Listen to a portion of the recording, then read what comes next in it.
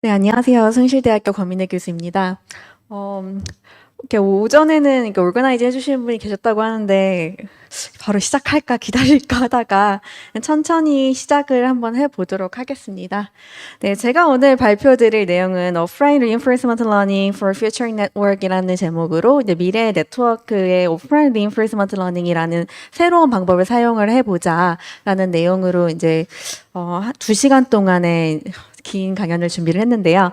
앞에 오전에 김중원 교수님 하시는 거 보니까 이제 45분 하시고 15분 쉬시고 하시길래 저도 비슷한 방식으로 적절한 곳에서 끊어서 그렇게 45분 하고 15분 하고 다음에 45분 하도록 진행을 해보도록 하겠습니다. 네, 저는 숭실대학교 전자정보공학부 권민혜 교수입니다.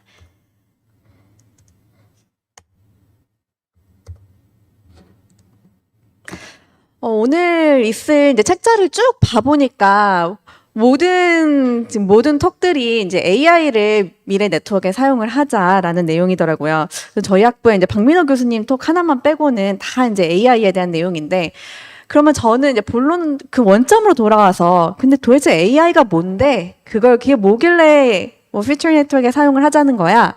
라는 질문부터 시작을 해보도록 하겠습니다.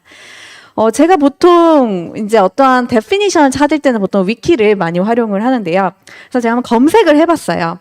Artificial Intelligence 이렇게 검색을 해서 What is Artificial Intelligence? 혹은 What is not Artificial Intelligence? 이렇게 검색을 해봤는데 위키가 얘기해주기를 이렇게 얘기를 합니다. Artificial Intelligence, AI라는 거는 어떤 intelligence래요. Demonstrated by machine in contrast to the natural intelligence displayed by human. 인간이 보여주는 그런 내추럴한 인텔리전스에 반대되는 그런 개념인데 머신에 의해서, 기계에 의해서 데몬스트레이트 된다라는 얘기를 합니다. 그러면 또다시 이제 질문이 있어요. 그러면 인텔리전스래요. 그래. 인공적인 인텔리전스라니까 인공까지는 알겠습니다. 이 인텔리전스가 뭘까? 또 검색을 해봤습니다. 인텔리전스의 definition 위키피디아 이렇게 나와 있어요. Intelligence is the ability to perceive or infer information and retain it as knowledge to be applied toward adaptive behavior within environment or context. 어떠한 ability, 능력이래요. perceive하거나 infer한 information을 하는, 뭐 하기 위해서? retain as knowledge, 어떠한 지식을 retain하기 위해서. to be applied toward adaptive behavior를 만들고 싶대요. 적응적인 그러한 행동을 만들고 싶다고 합니다. 주어진 환경이나 컨텍스트 내에서. 저는 이 데피니션을 보면은 이게 바로 reinforcement learning 아닌가? 우리가 말하는? 이라는 생각이 들게 되었습니다. 우리가 많은 이제 요즘 뭐 음소거 되었다는데 괜찮겠죠? 네. 뉴럴넷의 이제 개고양이 분류부터 이제 학생들이 시작을 하는데, 저희가 어떠한 뭐 개고양이 분류를 하든 어떤 recommendation 시스템을 보든 그러한 개고양이 분류해주는 뉴럴넷을 보고 우리 진정한 미래를 위한 인텔리전스야 라고 생각을 하진 않잖아요. 저희가 생각하는 그런 진짜 지능은 어떠한 상황을 받아들이고 그 상황에 걸맞는 adaptive behavior를 가지는 거. 그게 바로 intelligence라고 생각을 하고, 그게 저희가 진짜 만들고 싶은 AI라고 생각을 합니다. 그 과정에서 저는 reinforcement learning이 정말 큰 역할을 할 거라고 굳게 믿고 있고, 저는 그 reinforcement learning을 연구를 하고 있습니다. 강화학습, reinforcement learning이란 게 뭐냐 하면은 에이전트와 environment 사이에 인터랙션이 존재를 하고, 그 인터랙션 내에서 어떤 retain knowledge를 합니다. 그래서 environment로부터 perceive information을 해서 그 knowledge를 이용해서 adaptive한 behavior를 만들어낸다. 이러한 intelligence definition이 reinforcement learning의 definition과 정확히 맞아떨어집니다. 그래서 강화학습의 이제 원론부터 조금 말씀을 드리고 싶어요. 강화학습이란 무엇인가? 앞에서 이제 AI가 중요하다. AI 근데 강화학습이랑 정확히 우리가 생각하는 그 AI 개념이 맞아떨어진다. 이런 말씀을 드렸는데, 그러면 그 강화학습이란 게 도대체 무엇이고 어떻게 formulate 되고 사람들은 무슨 문제를 풀고 싶어 하는지 그 과정에 대해서 말씀을 드리고자 합니다. 강화학습 첫 그 텍스트북 페이지를 보면은 에이전트, environment 이 두 가지의 개념부터 시작을 합니다. 그래서 강화학습은 에이전트와 environment 사이의 인터랙션으로 이루어지는 상황인 거예요. 어떤 에이전트, 우리가 트레이닝 시키고자 하는 그 개체, 네, AI가 되고 싶은 그 개체는요, 환경을 보고 observation을 합니다. 그리고 그 observation에 따라서 자기의 행동을 수행을 합니다. 그럼 행동을 수행한 거에 대해서 환경으로부터 리워드를 받습니다. 자, 반면에 이 environment 입장에서 보면요, 어떤 개체가 행동을 하는 거를 봤습니다. 그리고 이 환경에 대한 스테이트를 업데이트를 해서 거기에 대한 평가 결과인 리워드를 보내줍니다. 이렇게 개체와 환경 사이에 인터랙션이 주거니 받거니가 many times 이렇게 여러 번 이렇게 진행이 되는 거가 강화학습의 기본적인 원리이고, 그 과정에서 trial and error를 통해서 어떠한 policy라는 지적 능력을 갖추게 됩니다. 근데 사실 이 과정을 보면은 우리가 어린아이를 아기 때부터 가르치는 것부터 보면은 굉장히 똑같습니다. 동물이나 인간이 어떠한 어떤 폴리시를, 정책을 학습하는 데 있어서 어린아이가 어떤 특정 행동을 그냥 해보고 그 행동을 해서 엄마 아빠도 혼났어요. 다시는 안 하고요. 그 행동을 했더니 부모님이 방긋방긋 웃어주면서 아이고 잘했다 해줘요. 그러면은 그 행동을 반복하게 됩니다. 이렇게 환경과 개체 사이의 인터랙션을 반복하면서 학습하는 게 우리 동물이 하고 있는 그런 학습 과정이고, 이 학습 과정을 모델링한 게 바로 강화학습입니다. 방금 말씀드린 그러한 내용을 조금만 테크니컬한 텀으로 표현을 해보겠습니다. every time step에 매 시간마다 어떤 에이전트는 observation 합니다. 지금 상황을 보고요. 상황을 보고 행동을 수행을 합니다. 근데 행동을 수행할 때 처음에는 내가 어떤 행동을 수행할지 잘 모르겠어요. 그래서 exploration이란 걸 해봅니다. 아무거나 해보는 거예요. 그걸 한번 해보고 그 해본 행동의 결과를 보고 내가 혼났다 하면은 나는 그 행동을 하지 말아야지 하도록 폴리시를 업데이트하고요. 내가 그 행동을 했을 때 세상으로 또 받는 리워드가 굉장히 좋다. 그러면 난 그 행동을 반복하도록, 같은 상황이 됐을 땐 그 행동을 또다시 수행을 하도록 나의 폴리시를 업데이트합니다. 이렇게 학습되는 게 강화학습이고요. 에이전트는 observation을 보고 그 observation을 가지고 행동을 수행을 할 때 때로는 exploration, 때로는 exploitation을 진행을 하고요. exploration이라 함은 내 폴리시가 정확히 말하지 않는 다른 새로운 거를 시험을 해보는 거고요. 탐험이라고 우리말로 얘기를 하거든요. exploitation이라 하면 내 지금 폴리시가 내가 지금까지 배웠던 그 정책이 하고자 하는 그 이야기를, 그 행동을 수행하는 것입니다. 그렇게 해서 스테이트를 변화하고요. 내가 했던 행동에 대해서 스테이트로부터 리워드를 받고요. 그래서 나는 그 리워드를 바탕으로 나의 폴리시를 업데이트합니다. 이렇게 학습되고 있는 게 강화학습이라는 내용입니다. 이렇게 강화학습은 사실 굉장히 많이 연구가 되고 있고요. 정말 초반에는 정말 큰 성공을 얻었어요. 다들 여기 계시는 모든 분들이 알파고의 그 큰 역사적 사건을 알 수 있었을 텐데요. 알파고 때문에 이제 강화학습이 정말 많이 유명해졌고요.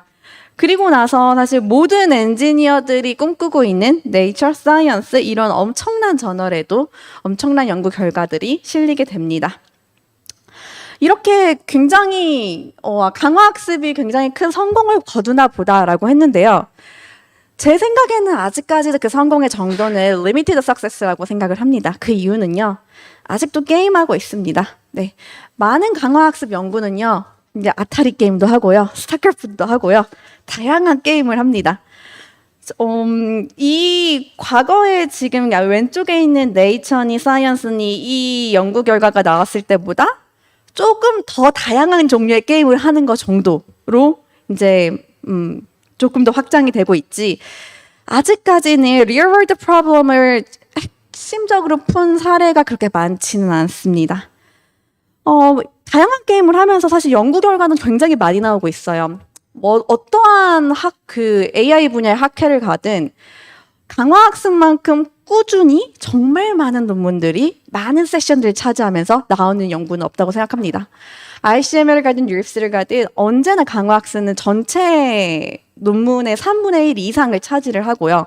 대부분은 특정 학문 분야가 잠깐 떴다? 금방 사라졌다?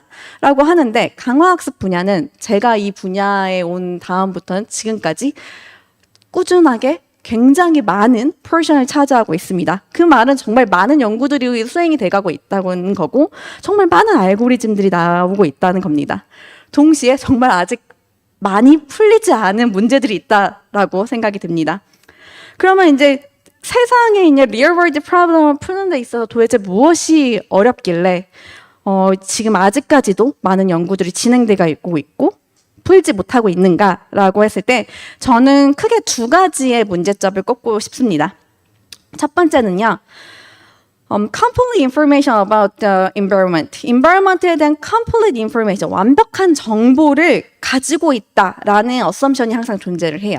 그러니까 스테이트를 기반으로 액션을 이제 결정을 하거든요. 근데 그 스테이트 정보를 정확히 알면 최적의 행동 당연히 찾을 수 있겠죠. 근데 그 스테이트 정보를 어떻게 알 수 있는데?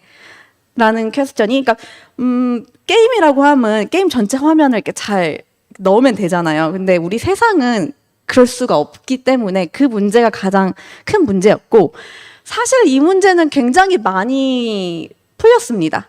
많은 연구자들이 이제 partial observation 혹은 noise observation 혹은 둘 다 partial noise observation을 가지고 연구를 진행을 하고 있고요. 그렇기 때문에 이제 세상에 대한 전체 정보를 알지 않고 내가 볼 수 있는 접근 가능한 그러한 정보들을 바탕으로 의사결정을 취한다라는 전제 조건 하에 연구를 진행하고 있습니다.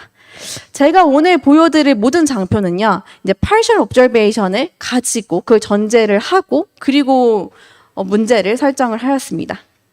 그래서 첫 번째 문제는 아직까지 완벽하다고는 할 수 없는데 그래도 많이들 사람들이 노력을 해서 많이들 좀 솔루션이 나오고 있어요. 두 번째 문제가 가장 어렵습니다. Trial and error based data generation can be risky or expensive라고 하는데요. 강화학습의 가장 기본적인 필로소피가 exploration 해서 그러니까 새로운 거를 한번 해봐서 실수도 하고 그 실수를 통해서 내가 이걸 하면 페널티를 받는 거는 교훈도 없고 그걸 바탕으로 폴리시도 업데이트하고 다음부터는 그 행동을 하지 않도록 하고 트라이얼 앤 에러를 가장 기본적인 필로소피로 가지고 있어요.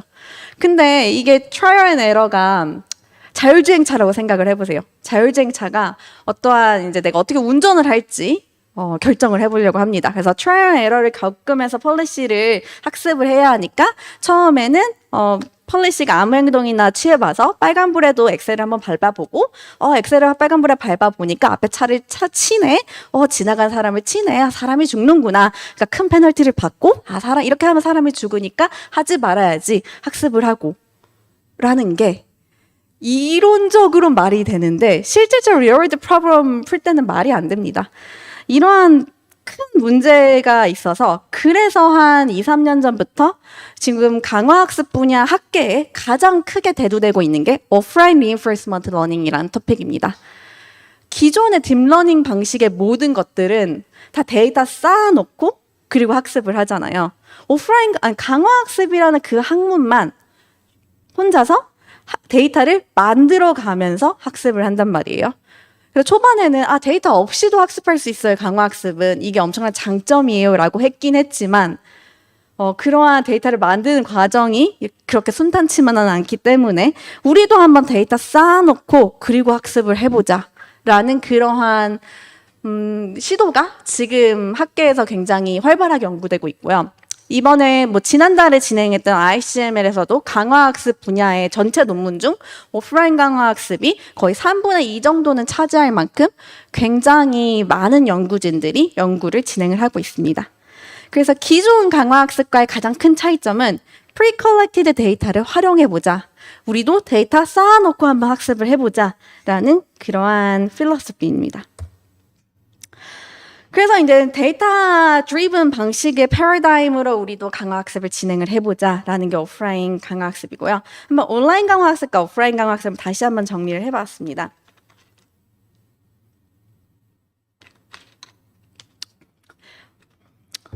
위에 보시면은 기존에 지금까지 여러분이 생각하셨던 그 강화학습을 앞으로는 좀 구분을 하기 위해서 제가 온라인이라는 단어를 붙이도록 하겠습니다. 그래서 온라인 강화학습이 아마 지금까지 생각하시던 그런 강화학습이고요. 오프라인 강화학습이 데이터 쌓아놓고 학습하는 그런 새로운 방식이라고 생각을 하시면 될 것 같습니다. 온라인 강화 학습은 이제 에이전트가 exploration을 통해서 다양한 observation, action, 페어에 대한 가치 학습 및 평가가 가능하다라는 엄청난 장점이 있습니다. 그래서 학습 시간 및 물리적 디바이스의 손상 등을 고려하지 않는다면 가장 높은 학습 성능을 가져요. 그래서 오프라인 강화 학습을 연구하면서도 거의 오프라인 강화 학습 성능이 잘 나왔는지 볼 때 어퍼 바운드로 온라인 강화 학습의 성능을 보고 있습니다. 근데 이제 이렇게 성능도 좋은데 가장 어려운 거는 미션 크리티컬한 타스크에는 사용을 하기가 어려워요. 특히나 초기 정책이라면 아직 어떠한 액션을 수행할지 모르는 학습 잘 안 된 그 폴리시를 사용할 때는 아까 말씀드린 대로 그냥 한번 이렇게 해보는 게 굉장한 물리적 디바이스 손상 및 이제 인적 손상이 일어나기 때문에 하기가 어렵습니다. 그래서 많은 사람들이 이제 시뮬레이터 기반으로 연구를 하죠. 그리고 또 이제 뭐 디지털 트윈 나오면서 디지털 트윈과 강화학습 연계를 해가지고 이제 뭐 진행을 하겠다라는 되게 다양한 어프로치들이 존재를 하고 그것들이 굉장히 의미 있는 결과를 낳고 있습니다. 근데 그럼에도 불구하고 어쩔 수 없이 시뮬레이터 자체가 가지는 현실 세계화의 차이점이 있잖아요. 시뮬레이터를 아무리 잘 만들어도 디지털 트윈을 아무리 잘 만들어도 어쨌든 단순화될 수밖에 없기 때문에 그걸 학습을 한 다음에 리얼월드에 디플로이 한 경우 시뮬레이터랑 현실이랑 이제 차이점 때문에 성능 한계가 존재할 수밖에 없다. 이러한 단점이 존재를 합니다. 이러한 단점을 극복하기 위해서 이제 오프라인 reinforcement learning이라는 게 연구가 진행되고 있고 가장 처음에 어디서 이걸 제안을 했는지는 지금 명확하게 모르겠어요. 근데 이제 버클리의 세르게이 르빈 교수님 팀과 그다음에 밀라 그 몬트리올 쪽에서 굉장히 활발하게 연구를 진행하고 있고요. 아마 이쪽 분야에서 조금 자세하게 논문을 읽고 싶으면은 세르게이 교수님이 무려 1저자로 이렇게 진행을 하셨던 이런 튜토리얼 그 논문이 있습니다. 그 논문 한번 보시면은 그러면 좋을 것 같아요. 그래서 offline reinforcement learning은 뭐냐? 이제 pre-collected dataset을 바탕으로 observation and action 페어에 대해서 가치를 평가해서 특정 observation에서는 어떤 액션을 쓰는 게 좋은지에 대해서 학습을 합니다. 온라인 아래가 이제 차이점이라고 하면은 탐험, exploration 과정이 없습니다. 무언가를 새롭게 시도를 해볼 수가 없어요. 왜냐하면 그 시도를 해봤을 때 결과치를 얻을 수가 없기 때문에 시뮬레이터가 있어야 이제 내가 어떤 행동을 했을 때 그 결과가 어떤지를 알 수 있는데 지금 오프라인 강화 학습은 데이터셋 쌓아놓고 그냥 폴리시를 학습하는 거라서 시뮬레이터가 존재하지 않습니다. 그래서 이제 그런 exploration 과정이 없습니다. 그래서 이제 오프라인 강화 학습은 제가 생각하기엔 안정적인 초기 정책 학습용으로 적절할 것 같습니다. 앞에서 말씀드린 것처럼 오프라인 강화 학습 하나만으로 성능이 엄청나게 뛰어나지는 않아요. 왜냐하면 지금 오프라인 강화 학습의 성능의 최고치 목표를 어퍼 바운드로 온라인 강화 학습의 성능을 보고 있다는 거는 아무래도 그 성능이 아직 안 된다는 거잖아요. 그래서 이제 오프라인 강화 학습이 모든 처음부터 끝까지를 대체할 수는 없지만 안정적인 초기 정책 학습용으로 매우 적절하다. 그래서 오프라인 강화 학습 기반으로 초기 정책을 구축을 하고 그리고 나서 온라인 강화 학습으로 파인 튜닝을 하자라는 게 전반적인 그런 제안하는 프레임워크입니다. 근데 이런 이제 말씀을 드리면은 어떤 분은 그렇게 얘기하실 수 있을 것 같아요. 이제 한 2018년, 18년 정도에 그렇게 데이터셋 쌓아놓고 강화학습 하자고 했던 거 있지 않았니? behavior cloning 혹은 이제 imitation learning, 모방학습이라는 게 그때 당시에 굉장히 핫한 화두였었어요.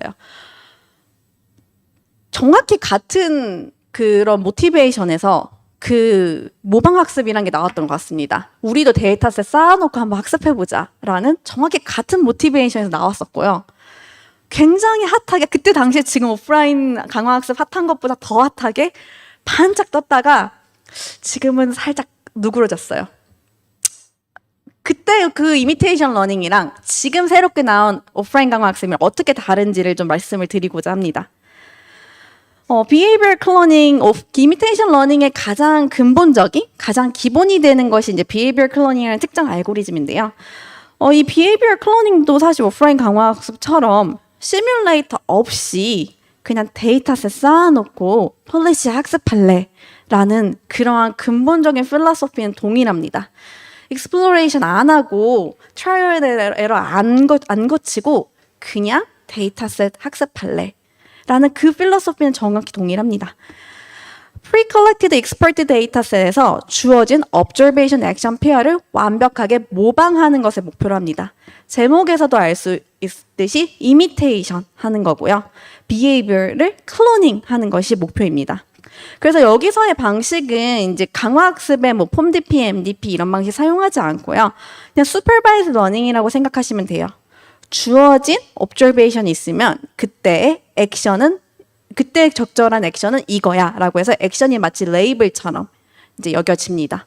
이 observation 들어가면 이 액션 폴리시가 내놓을래 라고 이렇게 진행을 합니다. 그래서 여기서의 가장 큰 전제 조건은요. expert 데이터셋이라는 겁니다. 내가 가지고 있는 데이터셋이 그냥 모방만 하면 되는 그런 expert 데이터셋이 존재한다 라고 하면 이 behavior cloning만큼 쉽고 좋은 그런 학습 방법이 없습니다. 허나 이제 이 behavior cloning이 이렇게 쇠퇴기를 겪었던 그런 이유 중에 가장 큰 거는 이 expert 데이터셋을 실제로 얻기가 정말 쉽지가 않아요. 그리고 정말 많은 컨트롤 태스크나 아니면 여러 가지 그런 real world problem에서 그 expert 데이터셋을 어떻게 정의할까도 굉장히 어렵습니다. 가장 쉬운 이제 자율주행 태스크만 하더라도 어떻게 운전하는 게 가장 expert 데이터인지 참 정의하기가 굉장히 어렵거든요.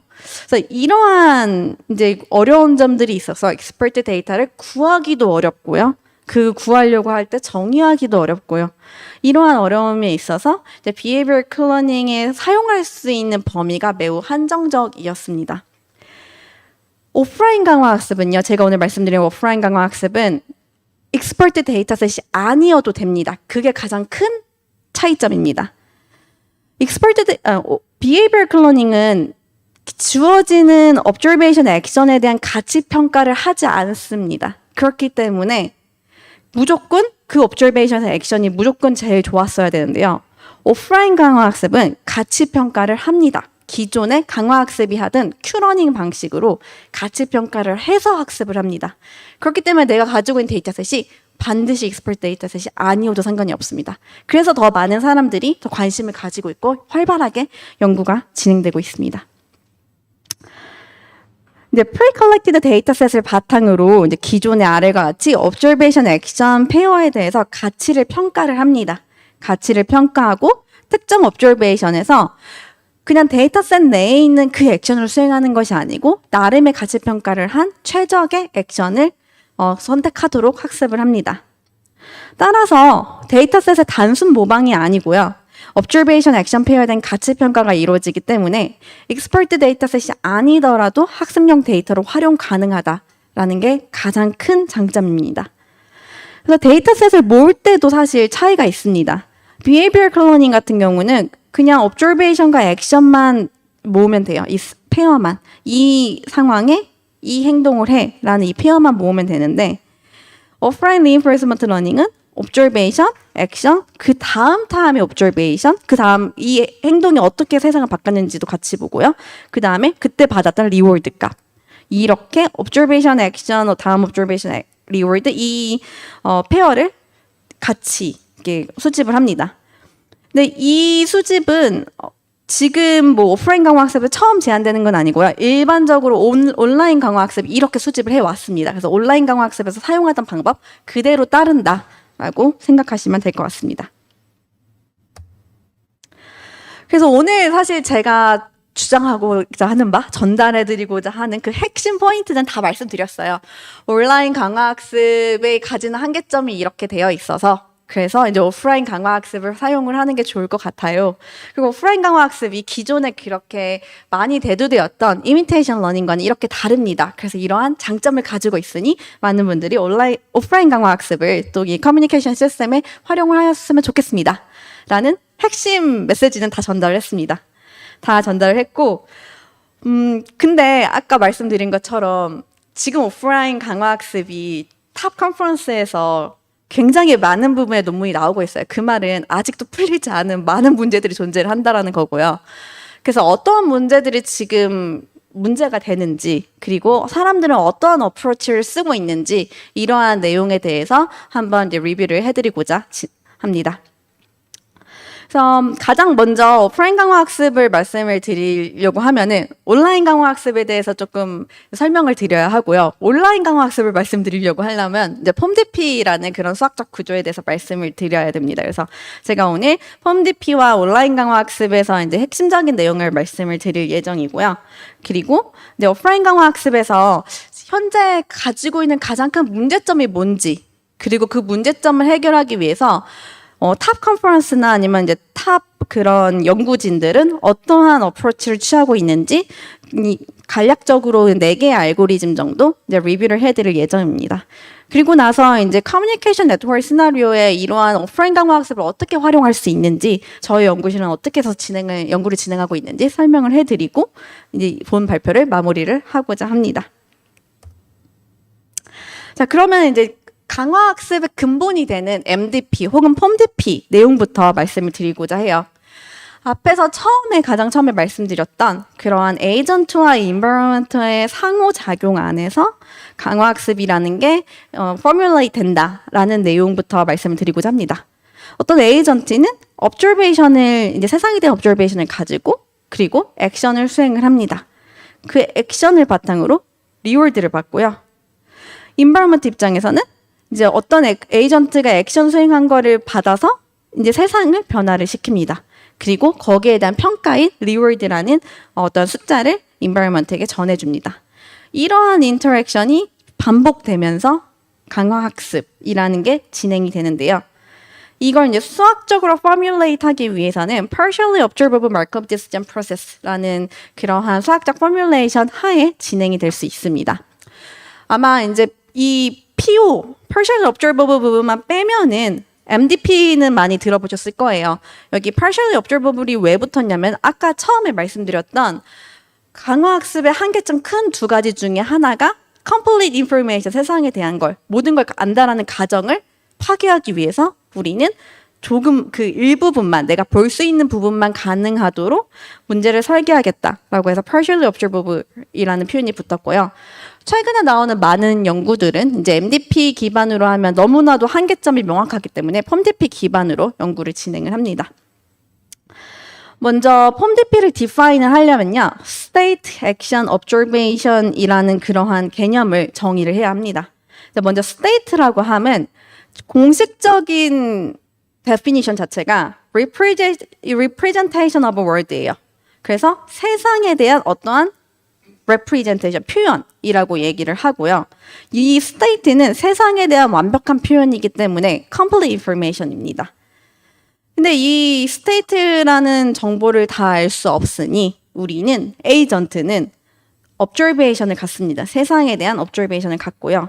이 observation은 partial, 일부분만 될 수도 있고요. 혹은 noisy, 어떠한 이제 노이즈가 많이 낀 상태가 될 수도 있고요. 그 둘 다가 될 수도 있습니다. 그래서 이 스테이트에 대한 정보가 일부분만, 혹은 이제 뭐 거리가 멀면은 더 잘 안 보인다라는 그러한 노이즈가 낀 상황에 대한 그러한 정의입니다. 그 observation을 가지고 액션을 선택을 합니다. 에이전트는 그 액션을 수행하면 세상은 다음 스테이트로 변화가 되고요.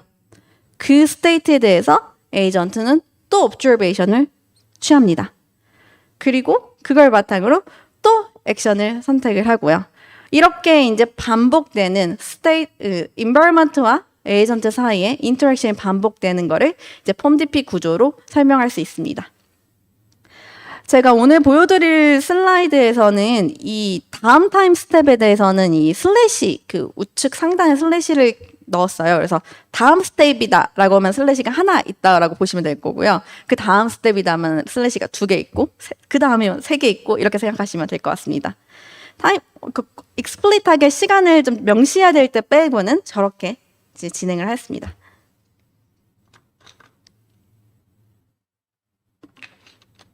그래서 이제 어떤 문제를 풀겠다, 강화학습을 이용해서 어떤 문제를 풀겠다라고 하면은 저 7가지 추프를 결정을 해야 합니다. 수학적으로 디파인을 해야 합니다. 그게 첫 번째가 스테이트를 디파인을 하고 observation을 디파인 합니다. 내가 어디까지 스테이트에서 보게 할 것인지 혹은 어떻게 노이즈를 디자인할 것인지 이런 것을 결정을 합니다. 그리고 액션을 결정해요. 컨트롤하고자 하는 그 부분이 무엇인지. 그리고 리워드를 결정합니다. 리워드 함수는 내가 어떤 문제를 어떻게 이 시스템을 만들고 싶은지 혹은 내가 어떻게 이 에이전트가 행동을 하게 만들고 싶은지를 결정을 하고요. 세상의 원리로 이제 state transition probability나 observation probability를 정의하고 discount factor를 정의를 합니다. 이렇게 해서 이제 폼디피 문제가 다 define 되었으면 이 폼디피 문제를 푼다. 즉 어떻게 good decision을 맺을 수 있게 policy를 학습할지에 대한 문제로 넘어가게 됩니다.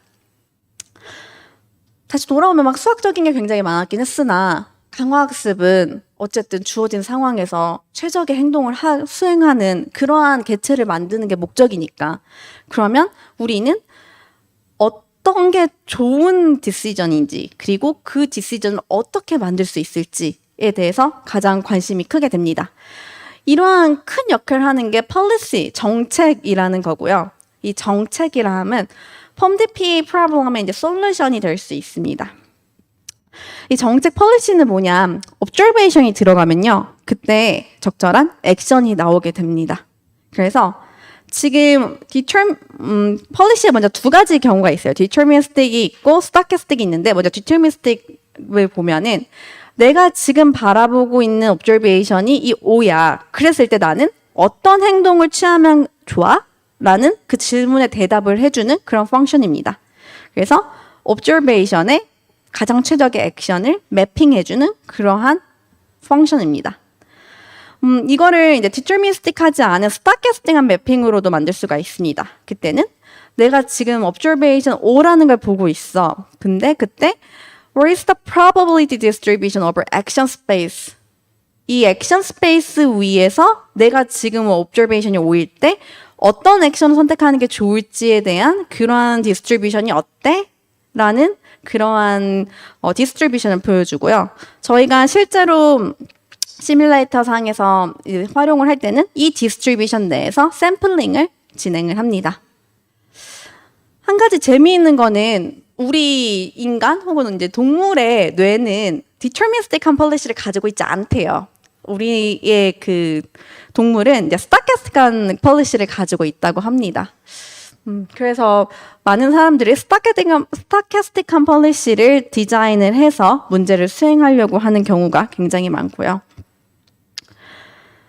그래서 이제 이렇게 결정된 그 폴리시가 있다고 하면 이 폴리시가 정말 좋은 건지 나쁜 건지 더 학습을 해야 하는 건지에 대한 결정을 해야 합니다. 그래서 그거를 good policy를 어떻게 선택을 할 거냐라는 건 choose an action that maximize the discounted future reward. 내가 미래에 받을 그런 리워드까지 다 계산을 했었을 때 그때 그 discounted future reward를 maximize 하는 그런 액션은 무엇인가? 라는 그런 질문에 대한 답을 가지는 게 그 폴리시를 선택하는 겁니다. 그러면 그 폴리시를 어떻게 선택할 것인가? 라는 것에 질문을 답하기 위해서 Q 밸류라는 거를 이제 평가를 합니다. Q 밸류가 뭐냐면요. 주어진 observation과 액션의 조합이 얼마나 valuable한지에 대한 정량적 평가입니다. 그래서 이 주어진 observation이란 O라는 상황에서 액션 A를 선택했을 때 이 두 조합은 얼마나 valuable한가요? 라는 질문이고요. 이 질문을 하기 위해선 당연히 우리는 더 좋은 액션을 선택을 하고 싶은데 그러면 이 observation 액션의 조합과 다른 observation 액션의 조합 중에 어떤 게 더 높은 우리의 가치를 가지고 있을지를 정량적으로 평가를 하기 위해서 Q-value라는 개념을 가지고 오게 됩니다. 그래서 Q-value는 observation O에 perform action A를 했었을 때 그리고 future action은 지금 현재 가지고 있는 policy를 사용한다라는 가정을 가지고요. discount factor를 감마라는 값을 가진다라는 그런 전제 조건 하에 지금 받을 리워드, 다음 스텝에 받을 리워드, 그 다음 스텝에 받을 리워드를 다 더합니다. 만약에 디스카운트 팩터가 0이라고 하면은 그냥 지금 이미디얼 리워드만 나는 고려를 하는 거고요. 내일은 없이 오늘만 산다라는 걸 고려를 하는 거고요. 보통 이 감마는 0.99 이런 식으로 굉장히 높은 값을 해주거든요. 미래에 받을 리워드까지 다 계산을 해서 좀 장기적인 결정을 할 수 있도록. 그래서 이제 감마라는 디스카운트 팩터를 고려를 해서 이제 Q 밸류를 결정을 합니다. 조금 이제 분위기가 좀 이렇게 다운되어 있어서 재밌는지 모르겠지만 이제 학생들이랑 장난칠 때 얘기를 해드리면요. 감마를 가지고 학생들이랑 종종 많은 이런 얘기를 해요. 좀 저 디스카운트 팩터 좀 키워봐. 너의 행동을 결정하는 데 있어서 이런 얘기를 많이 하거든요. 학생들이 이제 내일이나 내일 모레나 데드라인을 생각하지 않고 오늘 밤 유튜브만 보고 그냥 오늘만 즐기고 이런 상황이 있으면은 너의 Q 밸류를 좀 에스티메이트 하는 데 있어서 디스카운트 팩터 좀 키워봐 이런 얘기를 하게 됩니다. 그래서 그런 역할을 하고 있는 게 그래서 감마라고 생각하시면 될 것 같습니다. 저 감마 값은 실제로 시스템에서 이제 적절하게 이렇게 고르는 하이퍼 파라미터고 보통 많이들 사용하고 있는 그런 0.99 이런 값이 있습니다. 자, 그러면 다시 Q 밸류로 돌아오면요. Q 밸류는 이렇게 discounted future reward를 다 cumulative sum으로 만들어주고요. 방금 말씀드린 이 수식을 그냥 그 서메이션 형태로만 만들어줬습니다. 이렇게 만들어주고 여기서의 전제 조건인 다음번에 받는 리워드는 그 다음번에 받는 리워드를 선택하는 액션은 그냥 내가 가지고 있는 현재 폴리시를 따른다. 지금 현재 폴리시를 따랐을 때 어떻게 미래의 가치를 매기느냐 이렇게 결정을 합니다. 그렇게 해서 이제 만들면은 지금 이 뒤에 있는 텀을 죄기 텀으로 만들 수가 있거든요. 감마로 앞으로 묶으면은 그러면 죄기 텀으로 만들 수 있고 그러면은 결국에는 현재 받은 리워드 플러스 디스카운트 팩터 곱하기 다음 타임 스텝의 observation과 그 액션의 Q 밸류로 이렇게 수식을 바꿀 수 있습니다. 이렇게 이제 Q 밸류를 이 TD 타겟이라고 이 수식을 이름을 지을 거고요. 이 TD 타겟에 맞추도록 학습을 시키는 게 이제 뒤에서 말씀드릴 내용입니다. 아마 Q러닝에 대해서 많이들 이제 들어보셨을 거라고 생각이 됩니다. 이 TD 타겟 수식은 한 번만 기억해 주시면 좋을 것 같아요. 뒤에 가서 얘가 참 문제가 많이 되거든요. 그래서 이 TD 타겟이 리워드 플러스 디스카운트 팩터 곱하기 다음 타임 스텝의 Q 밸류다. 다음 타임 스텝의 Q 밸류라 하면 다음의 옵저베이션과 그때 옵저베이션에 행동하는 현재 폴리시를 이용해서 고른 그 액션, 그 조합에 대한 그러한 가치 평가다라는 거 기억을 해주시면 좋을 것 같습니다. 자, 그러면은 이제 폴리시를 학습을 해서 궁극적으로 우리가 최대한 찾고자 하는 건 옵티멀한 폴리시잖아요. 공학자들은 옵티멀한 걸 굉장히 좋아하는데 어떤 폴리시가 옵티멀이다라는 건 어떻게 결정하느냐 이게 옵티멀이다라는 거 디파인이 어떻게 되느냐라고 하면은 이 폴리시가 옵티멀이면요 그러면 얘는 이 Q 밸류를 맥시마이즈 할 수 있습니다. 그래서 그 옵티멀 폴리시가 리턴하는 그 액션 자체가 옵티멀 액션입니다. 그래서 옵티멀 액션을 어떻게 고르냐 하면은 옵티멀 폴리시를 찾으면 되고요. 옵티멀 폴리시를 어떻게 찾냐 하면은 옵티멀 Q 펑션을 잘 만들면 됩니다. 자, 그래서 옵티멀 폴리시가 주어진 observation에서 액션을 내보는 게 옵티멀 액션인데 이제 옵티멀 액션은 어떻게 결정되느냐? 주어진 한 옵티멀한 Q 펑션에서 여러 내가 가질 수 있는 모든 액션 조합 중에 가장 내 Q를 맥시마이즈하는 그 액션을 내보내는 거. 그게 바로 옵티멀한 액션입니다. 이론적으로는 이게 가능한데요. 사실 실질적으로는 실제 이제 리얼 월드 프로블럼의 이 문제를 풀려고 하면은 어렵습니다. 두 가지의 큰 챌린지가 존재를 하고 그 챌린지 때문에 사람들이 이제 approximate한 near optimal한 폴리시를 찾게 되는데요. 첫 번째 챌린지는 먼저 이 Q 펑션을 우선 잘 알고 있어야 되잖아요.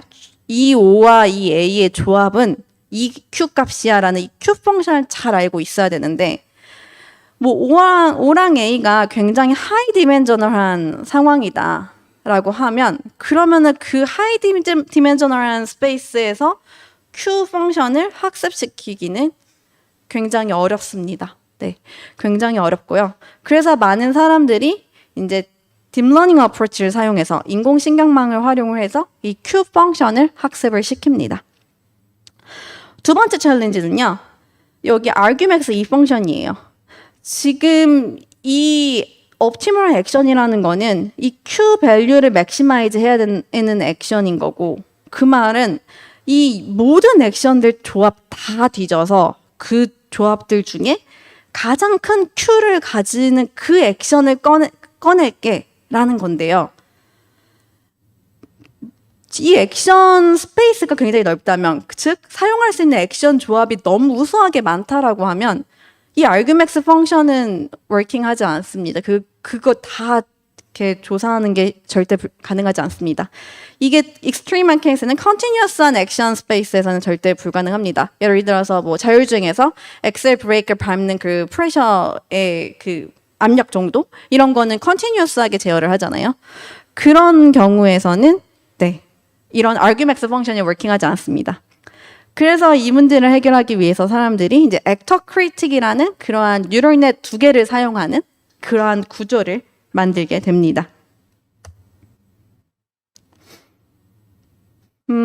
액터 크리틱 그 아키텍처는 이제 Q 밸류를 학습을 하는 그러한 뉴럴넷이 하나 있고요. 그 다음에 정책을 학습하는 그러한 폴리시가 하나 있습니다. 그래서 두 개의 뉴럴 네트워크를 사용을 하고요. 그다음에 각각의 하고자 하는 역할이 굉장히 다릅니다. 이제 먼저 Q 밸류를 에스티메이트하는 그러한 뉴럴넷을 크리틱 네트워크라고 이름을 붙일 거고요.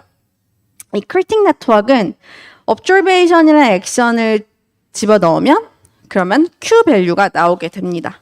그리고 우리는 이 Q 밸류를 학습시키는 방법은 TD 에러라는 그런 값을 로스 펑션으로 활용을 해서 그래서 학습을 합니다. 두 번째로 액터 네트워크라는 거는 앞에서 말씀드린 저 argmax 펑션 활용하기 어렵잖아요. 그때 그래서 observation을 주면 액션이 바로 튀어나오도록 학습을 시킵니다. 그래서 더 이상은 이제 argmax 펑션을 사용하지 않아도 상관이 없고요. 이때 이제 observation 줬을 때 액션이 잘 선택이 되도록 Q 값을 활용을 하는데요. 이때 활용하는 Q 값은 앞에 만들었던 크리틱 네트워크가 계산해낸 그 결과를 활용을 해서 학습을 시킵니다. 그래서 보통 뉴럴넷을 학습을 시킨다, 혹은 먼저 뉴럴넷을 정의한다라고 하면 인풋, 아웃풋, 로스 펑션 이렇게 정의를 하고요. 뉴럴넷을 학습시킨다 하면은 로스 펑션을 미니마이즈 하도록 그렇게 학습을 시키잖아요. 그래서 크리틱의 경우는 TD 에러를 미니마이즈 하도록 그렇게 학습을 하고요. 액터의 경우는 Q 값을 맥시마이즈 하고 싶어요. 그렇기 때문에 마이너스 Q를 미니마이즈 하도록 그렇게 학습을 시킵니다. 이렇게 두 개의 크리틱과 액터 네트워크를 동시에 학습을 시켜서 그래서 앞서 말씀드렸던 그런 어려운 문제를 해결을 하게 됩니다. 제가 아까 시작할 때 신석주 교수님 45분 정도에 잠깐 한 15분 정도 쉬고 그러고 진행하면 좋을 것 같아서 지금 45분 정도 흘려서 네, 잠시 한 15분 정도 쉬고 그리고 뒤에 마저 진행을 하도록 하겠습니다. 네, 알겠습니다. 그러면 15분 쉬고 진행하도록 하겠습니다.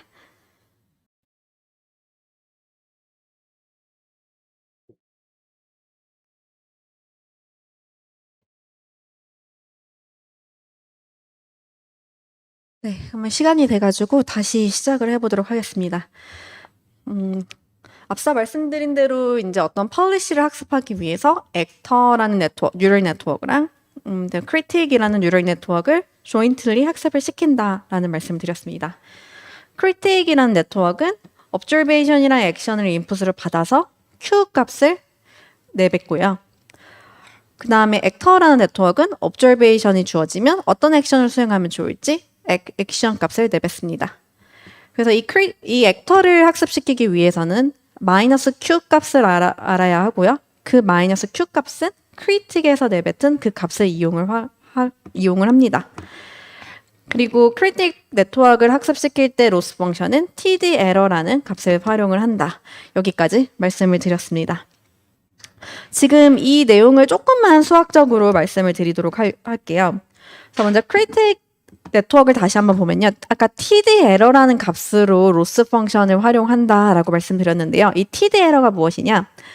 앞에 말씀드린 TD 타겟이라는 값이랑 현재 지금 이 크리틱 네트워크가 리턴한 그 Q 값 사이의 에러입니다. 민스퀘어 에러라고 생각하시면 되고요.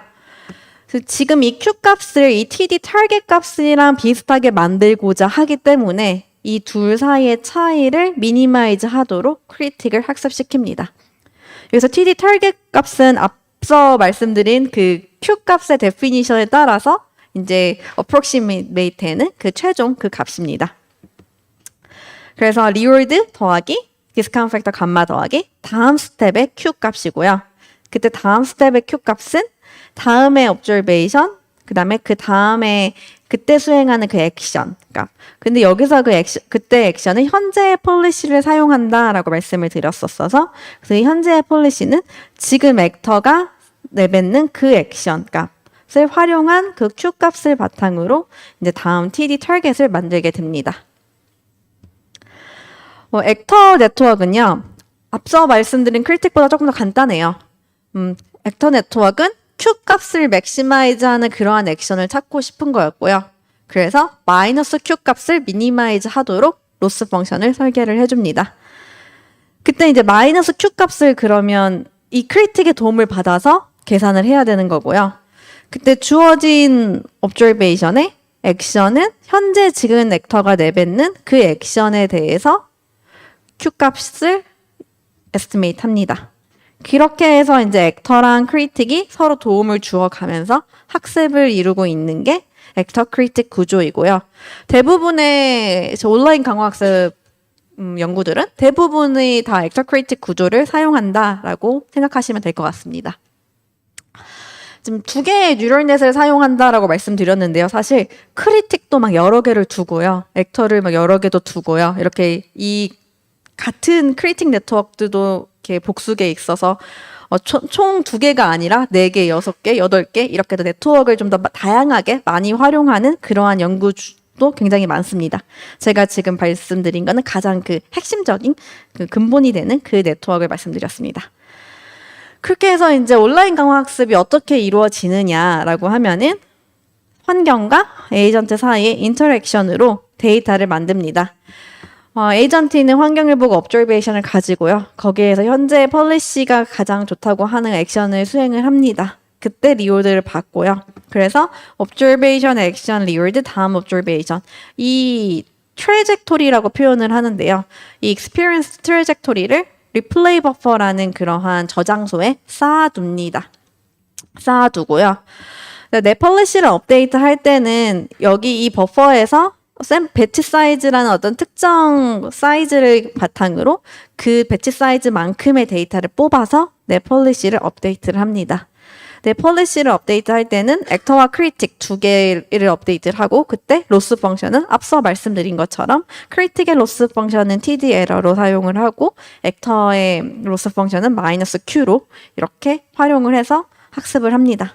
그렇게 업데이트 되고 있는 학습된 폴리시를 또 이용해서 이제 에이전트는 환경과 인터랙션을 하고요. 이 모든 과정이 동시에 다 수행이 됩니다. 이런 과정을 이제 온라인 리인포스먼트 러닝이라고 이야기를 하고요. 이렇게 리플레이 버퍼를 이용을 해가지고 하는 거를 이제 오버플래시라는 특이한 다른 표현으로 사용을 하는데 이제 온플러시라는 그런 표현도 따로 있거든요.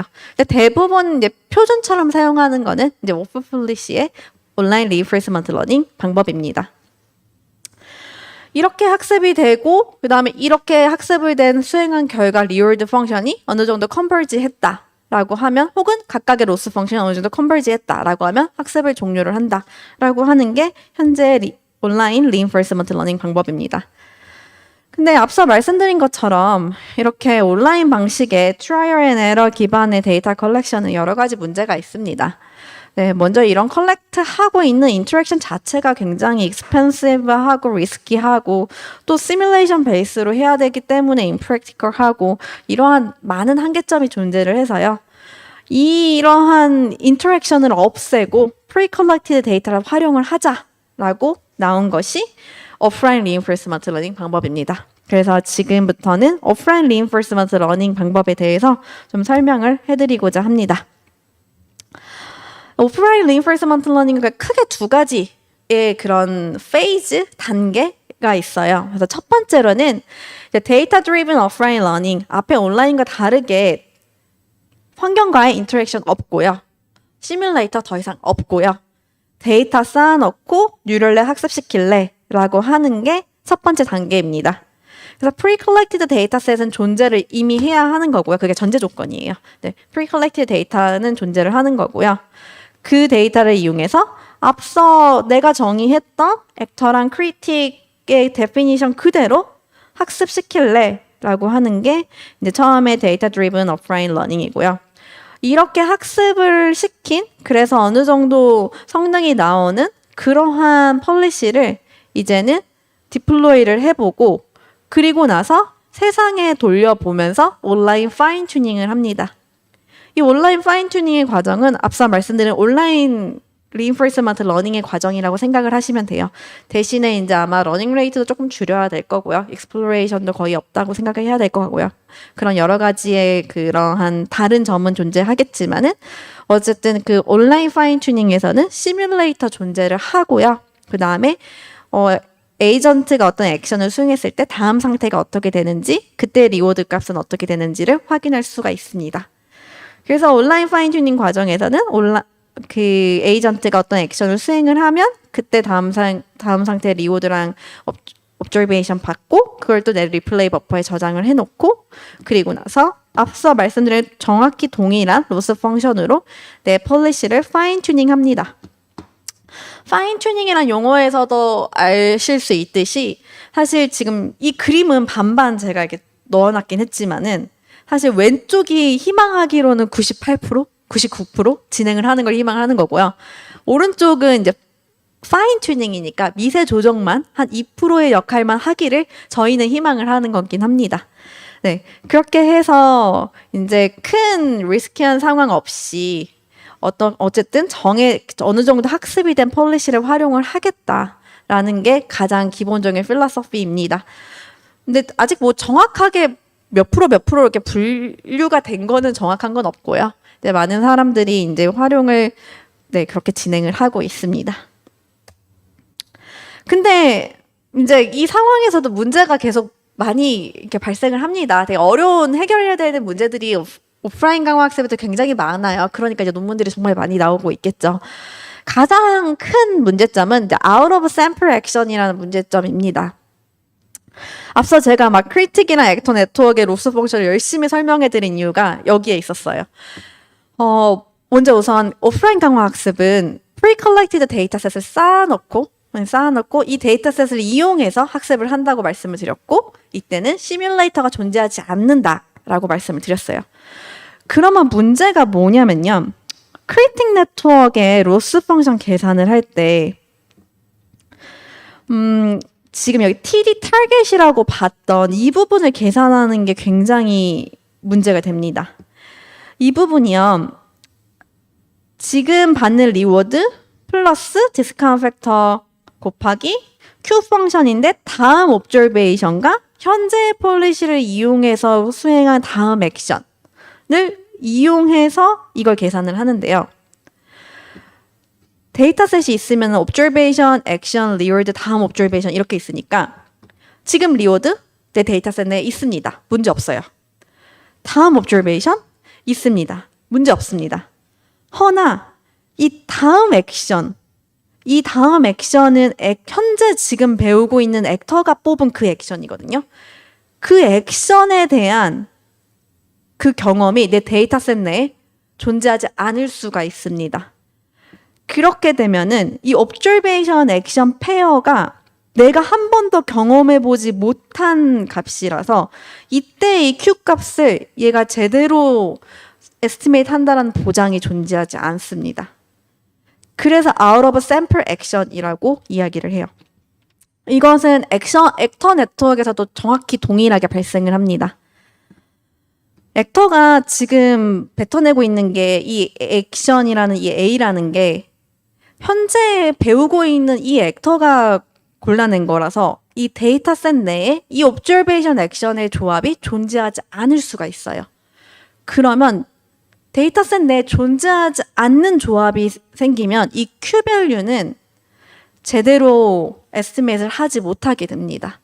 그래서 이 두 가지 이 문제들 때문에 사실 두 가지 문제지만 같은 문제거든요. 내 데이터셋 내에 존재하지 않는, 내 샘플 내에 존재하지 않는 액션을 고른다라는 그 문제 때문에 가장 이제 많은 문제들이 발생을 하게 됩니다. 이런 이제 out of sample action이라는 게 이제 out of distribution action, OOD action이라는 표현도 많이 활용이 되고 있는데요. 이 OOD action이 observation이라는 액션이 내 샘플 내에 존재하지 않으면, 즉 내 데이터셋 내에 포함되어 있지 않았다고 하면 이 Q 값은 overestimate 됩니다. 여기서 한 가지 좀 또 긴 얘기라서 말씀을 안 드렸는데 이 Q 값이라는 이 Q 펑션을 그 디자인하는 데 있어서 정말 많은 온라인 러닝 하면서 많은 연구자들이 해결하고자 했던 게 이 overestimate 문제예요. 그냥 Q 값은 좀만 뭔가 문제가 생기면 overestimate 때는 고질병이 있구나. 요 정도까지만 오늘 말씀을 드릴 수 있을 것 같습니다. 이것도 한 2시간은 얘기해야 될 문제라서. 그래서 Q 값은 뭔가 좀만 문제만 생기면 다 overestimate 됩니다. 이 Q 값이 overestimate 되면 뭐가 문제냐면요. 그 overestimate 된 그 액션을 선택할 수밖에 없어요. 옵티멀 폴리시가 Q를 맥시마이즈 하는 그 액션이기 때문에 특정 하나의 액션의 조합에 대해서 얘가 굉장히 커지면 그 액션이 선택이 돼요. 그러면 이 폴리시가 바뀌는 거거든요. 어떤 액션을 선택하는 게 가장 좋은지. 그러면은 이제 다 같은 observation에 다른 액션이 나오게 되는 거고요. 현재는. 그럼 현재의 폴리시로 다른 액션이 나오면 그러면 다음번에는 전혀 다른 스테이트가 나오게 됩니다. 내가 내 데이터셋 내에 있지 않았던 액션을 수행하게 되면 내 데이터셋 내에 있지 않았던 다음 스테이트를 만들어요. 그러면 그 스테이트에서 행동을 또 취할 거고 그러면 계속 이상한 상황으로 학습할 땐 경험해보지 못했던 그런 이상한 상황으로 시퀀셜하게 가게 됩니다. 이러한 문제를 이제 distribution shift problem이라고 이야기를 해요. 그래서 실제로 강화학습 말고 그냥 뉴럴 네트워크 트레이닝 하는 사람들 중에서도 많이 이런 문제를 얘기를 했는데요. 그때는 이제 트레이닝 데이터셋이랑 테스트 데이터셋 사이에서 디스트리뷰션 쉬프트가 있으면은 그러면은 트레이닝 할 때는 잘 성능이 나왔던 애가 테스트할 때는 성능이 좋지 않게 나오게 되더라라는 거는 이제 많은 연구자들이 경험을 했었는데 강화학습 상황에서도 정확히 이 문제가 나오게 됩니다. 그리고 강화학습은 시퀀셜한 액션이기 때문에 이 문제를 시간이 지나면 지날수록 점점 더 극대화해요. 그러한 이제 어려운 점이 있습니다. 많은 연구진들이 이 문제를 해결하고자 정말 많은 노력을 하고 있습니다. 그래서 지금 현재 오프라인 강화학습을 하고 있는 대부분의 연구자들은 이 OOD 액션 문제를 풀고자 노력을 하고 있습니다. 지금 가장 큰 화두가 이거이고요. 그래서 OOD 문제를 어떻게 푸는지 한번 제가 그냥 간단하게만 리뷰를 해드릴 예정인데 그냥 한 줄 정리하면은 로스 펑션 바꾸고 있습니다. 로스 펑션 열심히 바꿔주고 있어요. 그래서 로스 펑션을 어떻게 디자인을 하는지에 따라서 성능이 이렇게 조금씩 다르더라라는 얘기를 하고 있고요. 제가 오늘 말씀드릴 그 4개의 이제 논문을 보시면은 4개의 논문 보시면은 다들 다른 세팅은 거의 똑같고요. 크리팅 로스, 액터 로스 이렇게 조금씩 바꿨어라는 내용이고 제가 그런 논문만 골라온 게 아니고 사실 지금 여기 말씀드리는 알고리즘들은 그냥 오프라인 강화학습 쪽으로 논문을 쓴다고 하면 무조건 실험 결과로 비교해야 되는 그런 알고리즘들이거든요. 메이저 알고리즘이에요. 근데 그 메이저 알고리즘들도 다 이렇게 지금 어프로치를 취하고 있다라고 이렇게 생각을 해주시면 될 것 같습니다. 그래서 그냥 간단하게만 리뷰를 해드릴 예정입니다.